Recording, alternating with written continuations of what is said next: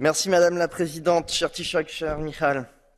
Je vous remercie pour votre intervention. Laissez-moi vous assurer de la part d'une famille politique très pro-européenne de ce Parlement que nous sommes fiers de l'agenda résolument européen du gouvernement irlandais.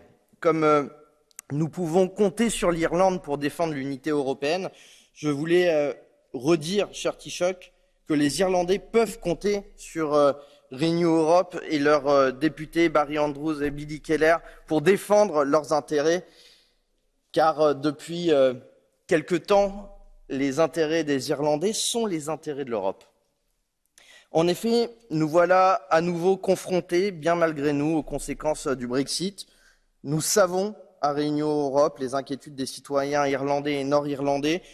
Je le serais aussi inquiet si mon marché, ma sécurité alimentaire, pharmaceutique dépendaient de la constance de Boris Johnson. Mais je vais vous le dire très clairement, nous défendons le protocole nord-irlandais. Les Irlandais ne s'y trompent pas, y compris les Nord-Irlandais qui ont à 56% voté pour des partis favorables à cet accord. Peut-être que des accommodements sont possibles, mais ce n'est pas à Westminster, unilatéralement, en violation d'ailleurs avec le droit international, de définir ce qui arrange ou ce qui n'arrange pas les Irlandais et l'Europe. L'Europe, elle, n'a qu'une parole. Elle n'a qu'une parole auprès des Irlandais et auprès des Britanniques. Cher Taoiseach, j'en profite de notre échange pour vous interroger sur un sujet important pour notre groupe politique, les propositions des citoyens à l'issue de la conférence sur l'avenir de l'Europe.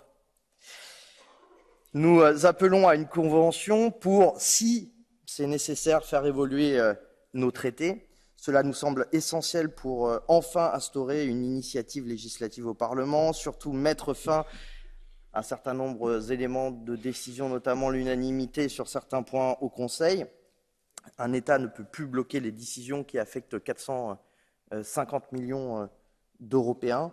Alors, une question, quelle est la position du gouvernement irlandais sur ces points-là et sur le lancement de cette conférence? Vous y avez un peu répondu, mais on souhaiterait, en tout cas à mon groupe politique, vous entendre un peu plus sur cette question.